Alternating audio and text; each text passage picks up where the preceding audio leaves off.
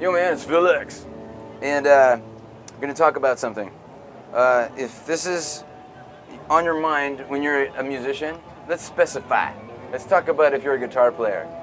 And there's a whole bunch of things that will make you miserable if you make them your way of life. And one of them is stick to what you know. Because what you know isn't enough. It's not enough because everything changes all the time.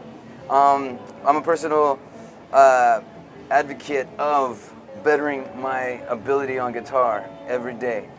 Whether it's becoming a better songwriter or a better technician. I was just about before I played for Fred Americana here, somebody asked me what do I practice, because I don't practice that much, and I went through a period where I didn't practice at all.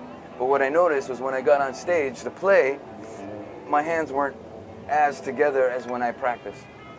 So yes, I do practice, but this is what I do. Sometimes it's practice, sometimes it's not. Sometimes it's writing a song, sometimes it's coming up with a new sound, sometimes it's coming up with licks. This is what I call it. I call it conquer the lick. So I sit down, I come up with something impossible that I can't play, whether because it starts with an upstroke instead of a downstroke, which I'm more comfortable with, and I take that impossible lick and I don't put the guitar down until I conquer that lick. And that means 2 hours, that means 6 hours with lunch in between. But I do not put the guitar down until I master that lick. I have to conquer it.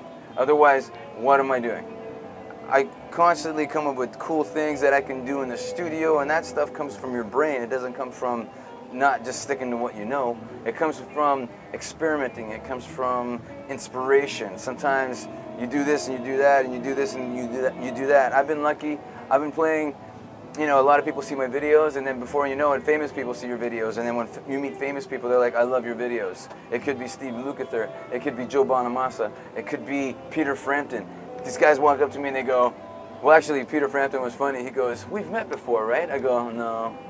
Come on, you look very familiar. I go, actually, we've never met, but you've probably seen my YouTube videos. He goes, that's it! I mean, in an English accent, which I don't have. But that was really awesome because I was a huge Peter Frampton fan when I was a kid. So, constantly working. And my point of name dropping, cling, cling, cling, was because having a conversation with Steve Lukather, he practices every morning.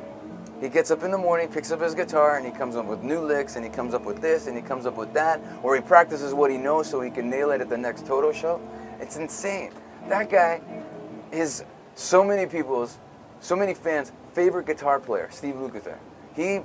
I think, man, you don't have to practice, but he practices. So if Steve Lukather practices and comes up with new shit all the time, you should practice and come up with new shit all the time. Don't get comfortable.